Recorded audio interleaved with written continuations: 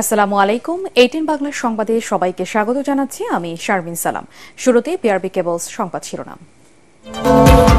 দৃষ্টান্তমূলক বিচার করলে আওয়ামী লীগ কখনোই রাজনীতিতে ফিরতে পারবে না, মন্তব্য হাসনাত আব্দুল্লাহর। স্বৈরাচারের সাফাই গাইলে রুখে দাঁড়াবে ছাত্র জনতা, হুঁশিয়ারি আখতারের। যে ঐক্য নিয়ে স্বৈরাচারকে বিদায় করা হয়েছিল তা ধরে রাখার আহ্বান তারেক রহমানের। গণতন্ত্র প্রতিষ্ঠা ও সংস্কার বাস্তবায়নের অঙ্গীকার।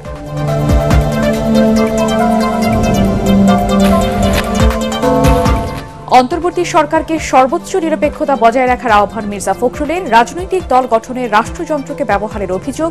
নির্বাচনে সেনাবাহিনীর ভূমিকায় আস্থা রাখছে বিএনপি। রাজনৈতিক দলগুলোর সাথে সংলাপে স্বল্প সময়ের মধ্যে জাতীয় ঐক্যমত্য প্রতিষ্ঠা সম্ভব, জানালেন আলী রিয়াজ। নির্বাচনের আগে সংস্কার চায় খেলাফত মজলিস। এবং স্বচ্ছ প্রক্রিয়া দেওয়া হয়নি টিভি রেডিও লাইসেন্স, জানালেন গণমাধ্যম সংস্কার কমিশন প্রধান। সাংবাদিকদের ন্যূনতম বেতন বিসিএস নবম গ্রেডের সমান যোগ্যতা স্নাতক পাশের সুপারিশ।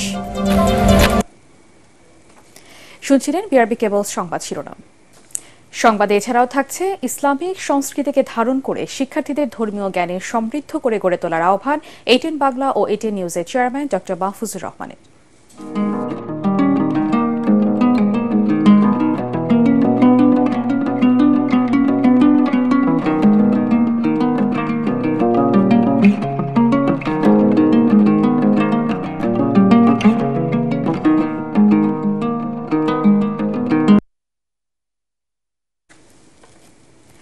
এবারে বিস্তারিত। অন্তর্বর্তী সরকারকে আওয়ামী লীগের বিচার নিশ্চিত করার দাবি জানিয়েছে জাতীয় নাগরিক পার্টি। তা করতে পারলে আর কখনোই আওয়ামী লীগ রাজনীতিতে ফিরতে পারবে না বলে মন্তব্য করেছেন এনসিপির মুখ্য সংগঠক হাসনাত আব্দুল্লাহ। শাহবাগের জাতীয় জাদুঘরের সামনে গুম, বিচার বহির্ভূত হত্যাকাণ্ড এবং গণহত্যার দায়ে আওয়ামী লীগের বিচারের দাবিতে বিক্ষোভ সমাবেশে দলের নেতারা আওয়ামী লীগের নিবন্ধন বাতিলের দাবি জানান। রিপোর্ট করছেন আদ্দিন সজীব। আওয়ামী লীগকে ফেরানোর চেষ্টা নিয়ে জাতীয় নাগরিক পার্টির নেতা হাসনাত আব্দুল্লাহর ফেসবুকে স্ট্যাটাস ব্যাপক আলোচনার সৃষ্টি করে রাজনৈতিক অঙ্গনে। এরপর থেকে গুম, বিচার বহির্ভূত হত্যাকাণ্ড এবং গণহত্যার দায়ে শেখ হাসিনা এবং আওয়ামী লীগের বিচারের দাবিতে উত্তপ্ত হয়ে উঠেছে ঢাকার রাজপথ। আওয়ামী লীগের বিচার চাই, বিচার চাই। জাতীয় জাদুঘরের সামনে এ নিয়ে বিক্ষোভ সমাবেশে জাতীয় নাগরিক পার্টির মুখ্য সংগঠক হাসনাত আব্দুল্লাহ বলেন, সেনাবাহিনীর প্রতি তাদের পূর্ণ আস্থা রয়েছে, তবে কোনো অবস্থাতেই রাজনীতিতে কারো হস্তক্ষেপ মেনে নেওয়া হবে না। রাজনৈতিক পরিমণ্ডলে আপনারা ক্যান্টনমেন্ট থেকে গত 16টা বছর যেভাবে নগ্ন হস্তক্ষেপ করেছেন, 24 পরবর্তী বাংলাদেশে রাজনীতি নিয়ন্ত্রণ করবে শুধুমাত্র রাজনীতিবিদরা। বিগত 1.5 দশক ধরে আমরা কোন চ্যানেলকে দেখি নাই পদত্যাগ করতে। দেশে অত অন্যায় অবিচার, এত গুম হত্যা হয়েছে, এত জুলুম প্রতিষ্ঠিত হয়েছে, আমরা কোন সচিবকে দেখি নাই পদত্যাগ করতে। একটা চ্যানেলের কি মেরুদণ্ড শুধু ছিল না? আপনারা তখন কোথায় ছিলেন? এনসিপির সদস্য সচিব আখতার হোসেন বলেন, জাতীয় ঐকমত্যের ভিত্তিতে আওয়ামী লীগের বিচার নিশ্চিত করতে হবে। সে পর্যন্ত তাদের রাজনৈতিক কার্যক্রম নিষিদ্ধ সহ নিবন্ধন বাতিলেরও দাবি করেন দলের নেতারা। বাংলাদেশে আওয়ামী লীগের নামে কোন সাংগঠনিক, কোন রাজনৈতিক কার্যক্রম চলতে দেওয়া যাবে না। আওয়ামী লীগের নিবন্ধন অল্প সময়ের মধ্যেই বাতিল ঘোষণা করতে হবে। যদি বাতিল করা না হয়, এই ছাত্র জনতা আবার রাজপথে এসে আওয়ামী লীগের নিবন্ধন বাতিল করিয়েই ছাড়বেন। আওয়ামী লীগ যে অপরাধ করেছে, যে গণহত্যা চালিয়েছে, যেভাবে মানুষের বাক স্বাধীনতাকে রুদ্ধ করেছে, গুম হত্যার বিরুদ্ধে রাজনীতি চালু করেছে, আপনারা যদি সকলের বিচার নিশ্চিত করতে পারেন, তাহলে আগামী 300 বছরও আওয়ামী লীগ এই বাংলার জমিনে ফিরবে না। সেই সাথে যারাই আওয়ামী লীগের সাফাই গাইবে তাদের বিরুদ্ধে ছাত্র জনতা রাজপথে অবস্থান নিবে বলেও জানিয়ে দেয় নাগরিক পার্টি। আদ্দিন সজীব, এটিএন বাংলা, ঢাকা। যে ঐক্য নিয়ে স্বৈরাচারকে বিদায় করা হয়েছিল সেই ঐক্য ধরে রাখার আহ্বান জানিয়েছেন বিএনপির ভারপ্রাপ্ত চেয়ারম্যান তারেক রহমান। 12 দলীয় জোট আয়োজিত ইফতার মাহফিলে তিনি এসব কথা বলেন। এ সময় মানুষের প্রত্যাশিত গণতন্ত্র প্রতিষ্ঠা ও সংস্কার বাস্তবায়নের অঙ্গীকার করেন তিনি। তারেক রহমান বলেন, যে কোনো মূল্যে ঐক্য ধরে রেখে সব ষড়যন্ত্রকে মোকাবেলা করতে হবে। এমন কিছু করা যাবে না যাতে পতিত স্বৈরাচার আবারও ফিরে আসার সুযোগ পায়। স্বৈরাচারের রক্তচক্ষু উপেক্ষা করে বিএনপি 31 দফা সংস্কারের প্রস্তাবনা দিয়েছিল, অথচ এখন দুঃখজনকভাবে সংস্কার ও নির্বাচনকে মুখোমুখি দাঁড় করানো হচ্ছে বলে অভিযোগ করেন তিনি।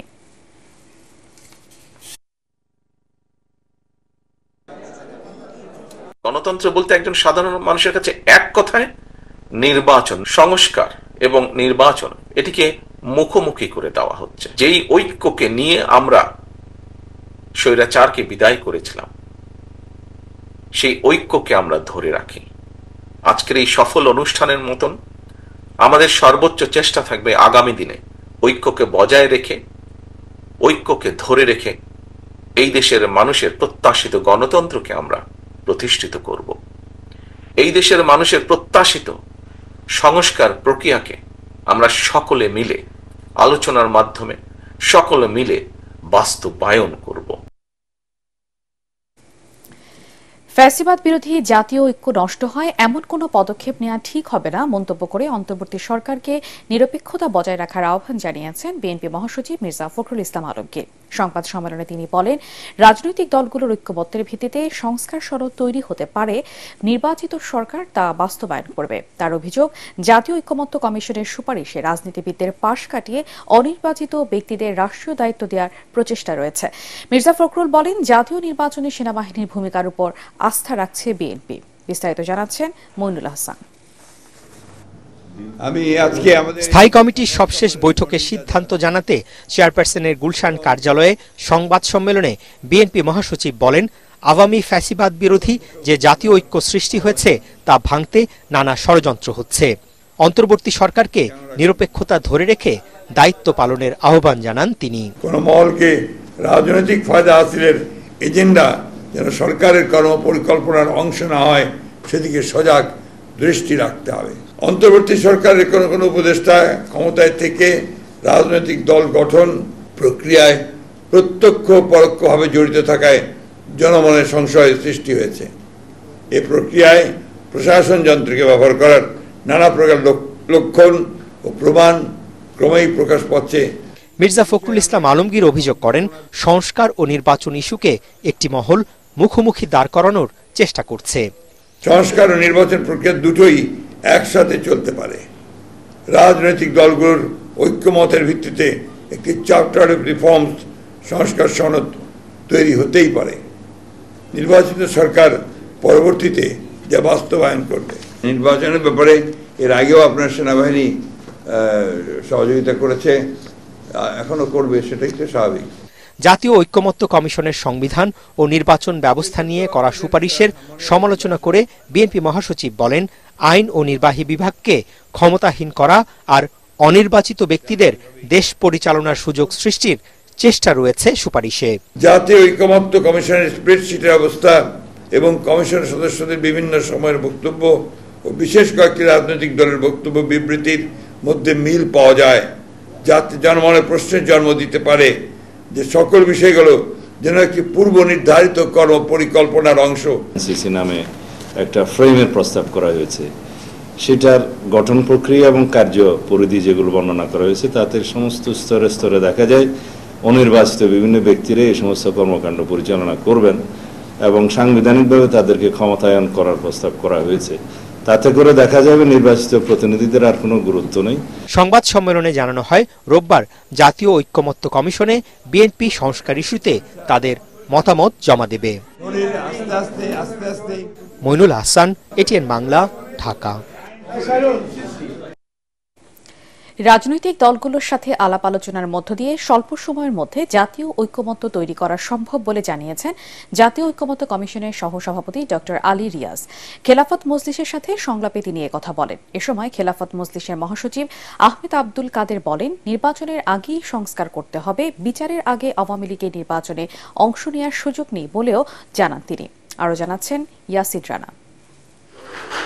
জাতীয় সংসদের এলডি হলে রাজনৈতিক দলগুলোর সাথে সংলাপের দ্বিতীয় দিনে খেলাফত মজলিস ও লেবার পার্টির সাথে সংলাপে বসে জাতীয় ঐক্য কমিশন। খেলাফত মজলিসের ৮ সদস্যের প্রতিনিধি দল সংলাপে আসেন। ১৬৬টি সংস্কার প্রস্তাবের মধ্যে ১৪০টিতে একমত, 10টিতে একমত না এবং 15টিতে আংশিক একমত হবার কথা জানায় দলটি।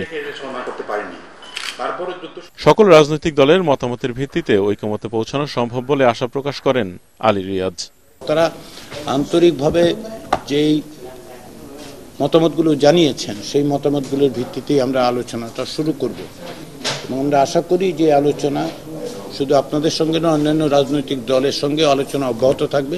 আমরা মনে করি যে আলাপ আলোচনার মধ্য দিয়ে আমরা একটা জাতীয় ঐক্যমত্য তৈরি করতে পারব। বৈঠক শেষে সংলাপের মতামত তুলে ধরেন খেলাফত মজলিসের মহাসচিব। নারীদের কোটা ব্যবস্থা বাতিল, 400 আসনে সরাসরি ভোট, সংসদের মেয়াদ 4 নয় 5 বছর করা, পিআর পদ্ধতিতে আসন বন্টন, ইসলামের সুস্পষ্ট বিধান বিরোধী আইন না করতে সংবিধানে ধারা অন্তর্ভুক্ত করার পক্ষে মত দেয় দলটি। ফ্যাসিবাদ এবং তার দোসর যারা, আগামী নির্বাচনে তারা আসার সুযোগ নাই।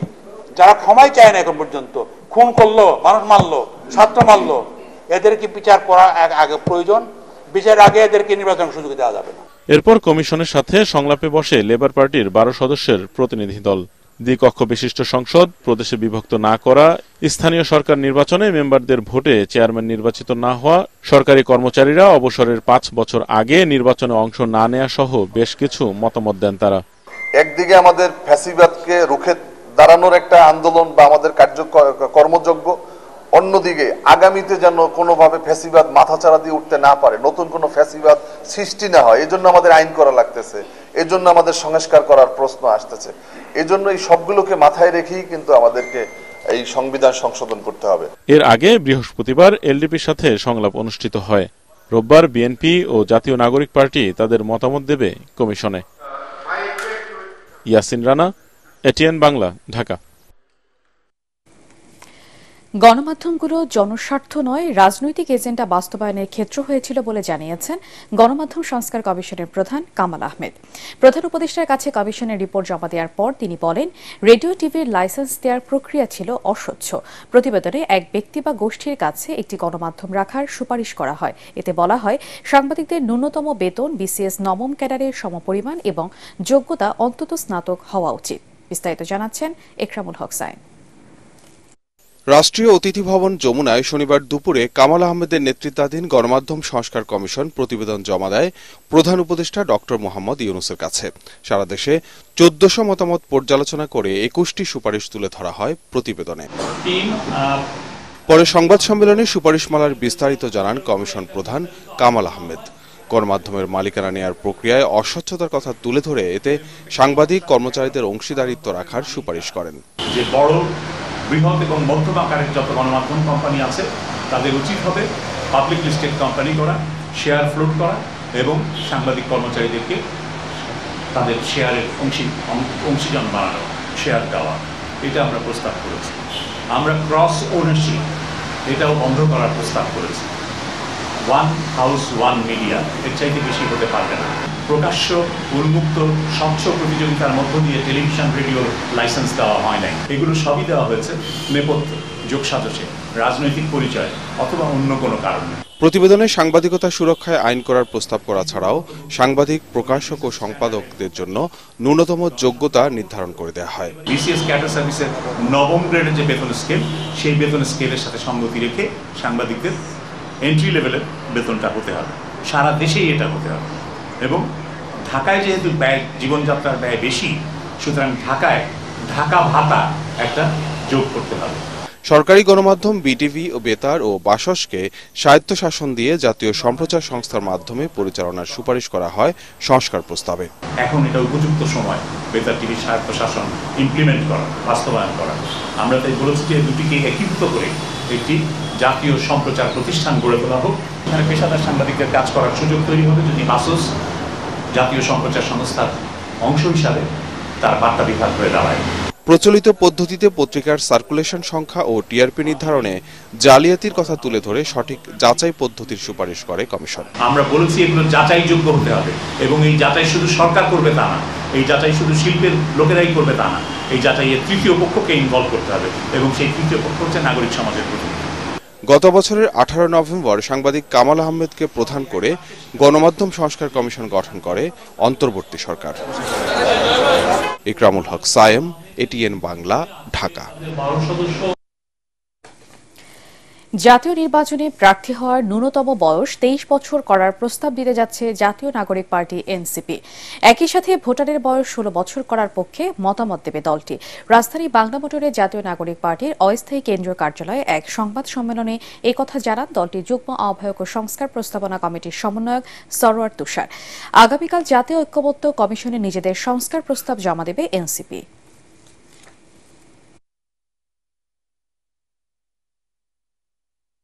এই যে যতগুলো সংস্কার হচ্ছে তার মধ্যে 1 নম্বর প্রায়োরিটি দিয়ে সরকারের উচিত ছিল পুলিশ সংস্কারটা করা, কারণ আপনারা দেখতে পাচ্ছেন পুলিশের কি অবস্থা। ইভেন তারা বলেছেন যে ন্যূনতম প্রার্থী হওয়ার বয়স হচ্ছে 21 বছর।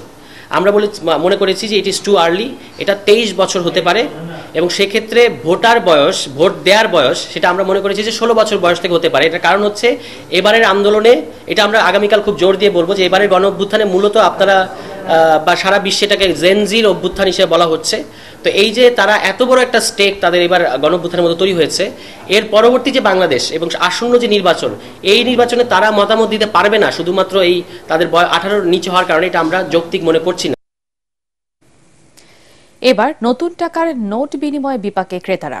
বাংলাদেশ ব্যাংক নতুন নোট বিনিময় বন্ধ রাখলেও খোলা বাজারে বিক্রি হচ্ছে চড়া দামে। 10 টাকার বান্ডিল বিনিময়ে গুনতে হচ্ছে অতিরিক্ত 600 টাকা। নোট ও বান্ডিল ভেদে বিনিময় হার আরও চড়া। এ কারণে অনেকেই পুরাতন নোট সংগ্রহ করেছেন। শারফুল আলমের রিপোর্ট।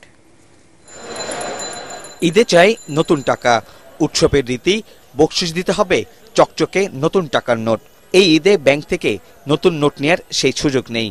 বাংলাদেশ ব্যাংক ঘোষণা দিয়েও শেষ মুহূর্তে নতুন টাকা বিনিময় কার্যক্রম বন্ধ রাখে। এই সুযোগে খোলা বাজারে রমরমা ব্যবসা নতুন টাকায়।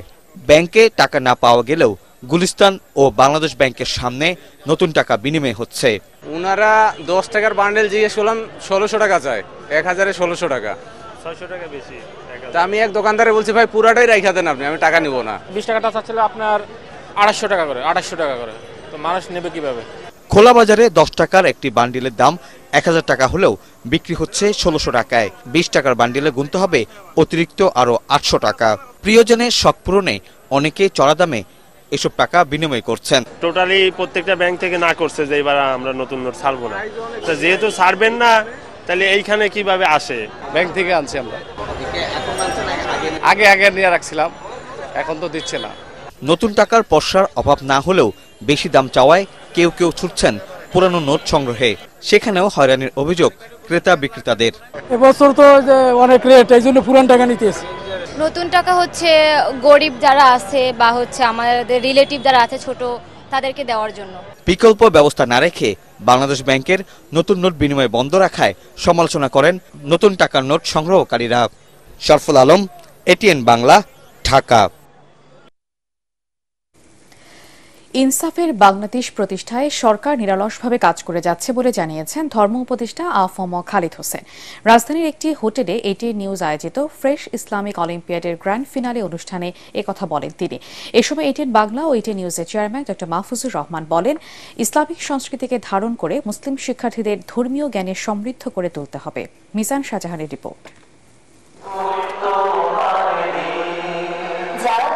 দেশের প্রান্তিক পর্যায় হতে বাছাই করা ইসলামী জ্ঞান বিষয়ে পারদর্শী 100 জন প্রতিযোগী থেকে 3 গ্রুপে সেরা 15 জনকে নিয়ে অনুষ্ঠিত হয় গ্র্যান্ড ফিনাল। এতে বিজয়ীদের হাতে পুরস্কার তুলে দেন অতিথিরা। অনুষ্ঠানে প্রধান অতিথি ধর্ম উপদেষ্টা আফম খালিদ হোসেন বলেন, সংকীর্ণ মন নিয়ে বড় কাজ করা যায় না। চিন্তার সম্প্রসারণ ঘটিয়ে ইনসাফের দেশ গড়ার তাগিদ দেন তিনি। আসুন আমরা আমাদের দৃষ্টিভঙ্গিকে বড় করি, আউটলুককে ব্রডেন করি। ছোট মন দিয়ে বড় কাজ হয় না, যাদের মন ছোট তাদের দ্বারা বড় কাজ হয় না। এই জন্য আমাদের মন বড় করতে হবে, আমাদের দৃষ্টিভঙ্গিকে প্রসারিত করতে হবে। এ সময় এটিএন বাংলা ও এটিএন নিউজের চেয়ারম্যান ডক্টর মাহফুজুর রহমান বলেন, ইংলিশ মিডিয়াম থেকে শুরু করে সকল মুসলিম শিক্ষার্থীকে কুরআন হাদিসের শিক্ষা দিতে হবে। মেজর মুসলিম আমরা, মুসলমান দেশ আমরা, সুতরাং এই মুসলমান দেশে এই ইসলামিক কালচার থাকা খুবই জরুরি। আমি সবসময় একটি কথা বলি, এই ইংলিশ মিডিয়ামের যারা আছেন তাদেরকে আমি একটা জিনিস বলি যে তারা আমাদের ছেলেপেলেদেরকে ইংলিশ শেখাচ্ছে, ঠিক আছে, পাশাপাশি কম্পালসারি ভাবে ধর্মের এই ইসলামের শিক্ষা তাদের দেওয়া উচিত। ইংলিশ মিডিয়াম স্কুল যারা চালান তাদের প্রতি আমার বিশেষ রিকোয়েস্ট থাকবে যে আপনারা আমাদের ছেলেমেয়েদেরকে এই ধর্মীয় কিছু শিক্ষা দিবেন, না হলে যারা ইংলিশ মিডিয়ামের ছেলে পেলে এরা ধর্মের থেকে একদম আলাদা হয়ে যাচ্ছে। এটিএন বাংলা ও এটিএন নিউজ শুরু থেকেই গুরুত্ব দিয়ে ইসলামিক অনুষ্ঠান সম্প্রচার করছে বলেও জানান ডক্টর মাহফুজুর রহমান। মিজান শাহজাহান, এটিএন বাংলা, ঢাকা। ঈদ যাত্রায় লক্কর ছক্কর ও ফিটনেসবিহীন বাস চলাচল বন্ধে মাঠে নেমেছে বিআরটিএ এবং ঢাকা মহানগরী ট্রাফিক পুলিশ। এই লক্ষ্যে রাজধানী মিরপুর বেড়িবাঁধ এলাকায় বেশ কয়েকটি বাসের বডি তৈরির কারখানায় অভিযান চালানো হয়। এ সময় কারখানা মালিকদের সতর্ক করার পাশাপাশি ফিটনেসবিহীন বাস যেন সড়কে না নামে সেজন্য মুচলেকা নেওয়া হয়। অভিযান সংশ্লিষ্ট কর্মকর্তারা জানান, ফিটনেসবিহীন যানবাহনের বিরুদ্ধে অভিযান চলবে। কোনো মালিক বা পরিবহন কোম্পানি ঈদ যাত্রায় লক্কর ছক্কর ও ফিটনেসবিহীন বাস নামালে কঠোর ব্যবস্থা নেওয়ার কথাও জানান তারা। তাদের কাছ থেকে আমরা মুচলেখা গ্রহণ করেছি যে তারা যাতে কোনোভাবেই তাদের ওয়ার্কশপগুলো থেকে কোনো ধরনের কোনো রাস্তায় চলাচলের অনুপযোগী কোনো গাড়ি তারা গ্যারেজ থেকে বের না করে। জেল জরিমানা করা বা মানুষের সোজা কথা কারো পেটে লাথি দেওয়ার আমাদের কোনো প্রকার নিয়ত নাই। আমাদের উদ্দেশ্য হচ্ছে মানুষের নিরাপত্তা নিশ্চিত করা। যে কারণে আমরা এই যে গ্যারেজগুলোতে আসছি আমরা ওনাদেরকে সময় দিচ্ছি। আমরা বাস মালিকদের সাথে বসতেছি, আমরা বাস চালক, শ্রমিক সবার সাথে বসতেছি, ওনাদেরকে সবাইকে আমরা সতর্ক করতেছি যে আপনারা এমন কিছু করেন না যে আপনাদের গাড়িটার ক্ষতি হয়। অতীতে শ্রমিকের নাম দিয়ে যারা চাঁদাবাজি করেছে তাদের পরিবহন সেক্টরে আর স্থান হবে না বলে মন্তব্য করেছেন বিএনপির কেন্দ্রীয় নেতা অ্যাডভোকেট রুহুল কুদ্দুস তালুকদার দুলু। তিনি বলেন, যারা প্রকৃত শ্রমিক তারাই আগামীতে নেতৃত্ব দেবে। নাটোর জেলা পরিবহন শ্রমিক ইউনিয়নের মৃত্যুবরণকারী শ্রমিকদের পরিবারের মাঝে অনুদান দেওয়ার সময় তিনি এসব কথা বলেন। এ সময় জেলা পরিবহন শ্রমিক ইউনিয়নের ভারপ্রাপ্ত সভাপতি শফিকুল ইসলাম, জেলা বিএনপির সদস্য সচিব আসাদুজ্জামান আসাদ সহ শ্রমিক ইউনিয়নের নেতৃবৃন্দ উপস্থিত ছিলেন। পরে 500 শ্রমিকের মাঝে 8 লাখ টাকা বিতরণ করা হয়। আল আরাফা ইসলামী ব্যাংক অর্থ সংবাদ।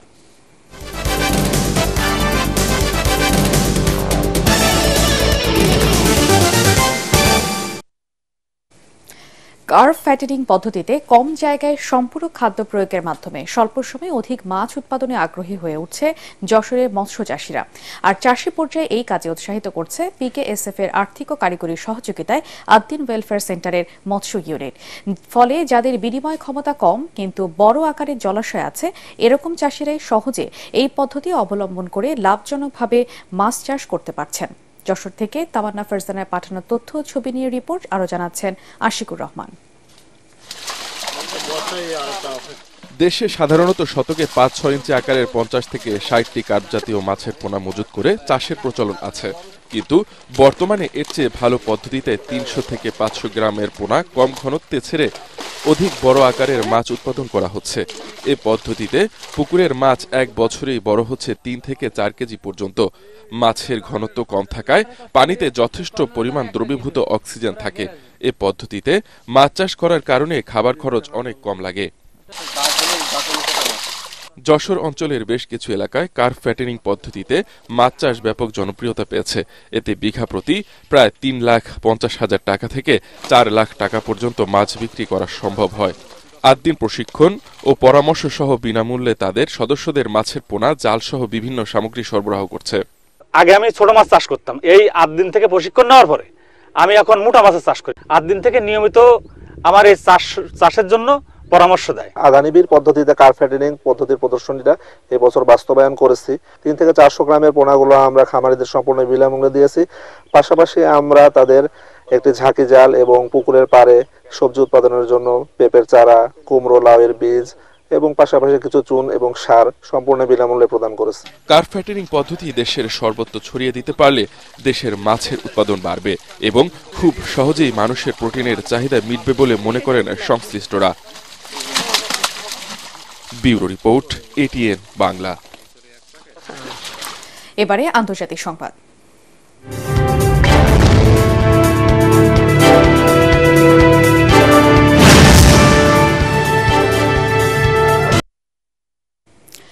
ইউক্রেনে শিগগিরই নির্বাচন অনুষ্ঠিত হতে পারে বলে ইঙ্গিত দিয়েছেন মার্কিন প্রেসিডেন্টের মধ্যপ্রাচ্য বিষয়ক দূত স্টিভ উইটকফ।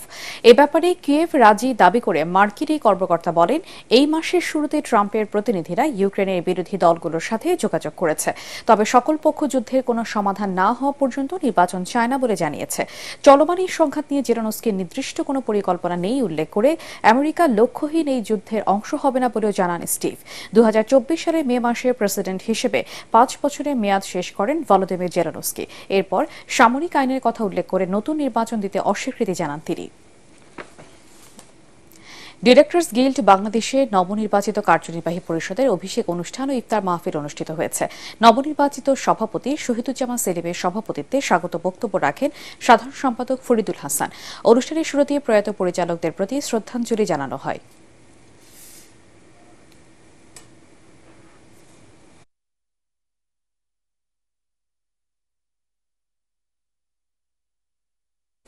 পার্টেক্স খেলার খবর।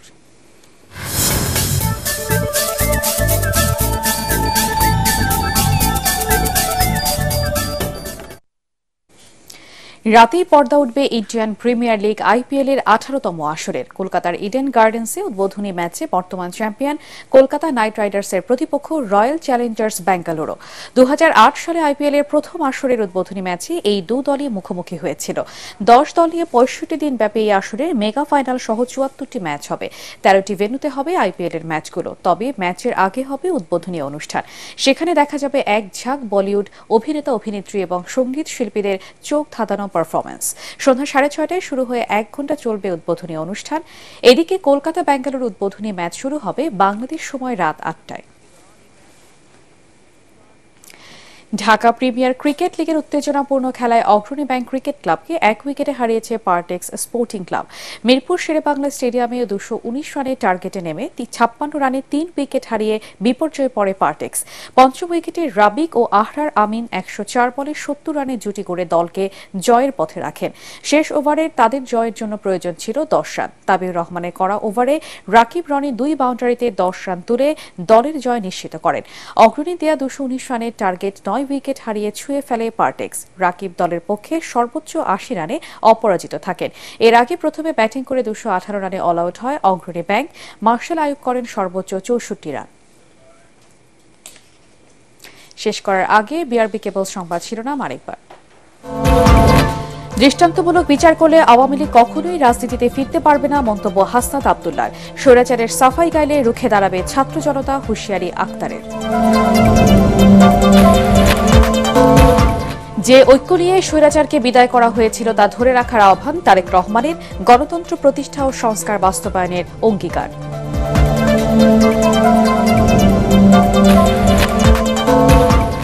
অন্তর্বর্তী সরকারকে সর্বোচ্চ নিরপেক্ষতা বজায় রাখার আহ্বান মির্জা ফখরুলের। রাজনৈতিক দল গঠনে রাষ্ট্রযন্ত্রকে ব্যবহারের অভিযোগ। নির্বাচনে সেনাবাহিনীর ভূমিকায় আস্থা রাখছে বিএনপি। রাজনৈতিক দলগুলোর সাথে সংলাপে স্বল্প সময়ের মধ্যে জাতীয় ঐক্যমত্য প্রতিষ্ঠা সম্ভব, জানালেন আলী রিয়াজ। নির্বাচনের আগে সংস্কার চায় খেলাফত মজলিস। এবং স্বচ্ছ প্রক্রিয়া দেয়া হয়নি টিভি রেডিও লাইসেন্স, জানালেন গণমাধ্যম সংস্কার কমিশন প্রধান। সাংবাদিকদের ন্যূনতম বেতন বিসিএস নবম গ্রেডের সমান ও যোগ্যতা স্নাতক পাশের সুপারিশ। পরবর্তী সংবাদ দেখার আমন্ত্রণ জানিয়ে এখনকার মতো শেষ করছি। ATN বাংলা সংবাদ ইউটিউবে দেখতে ব্রাউজ করুন youtube/ATN Bangla News।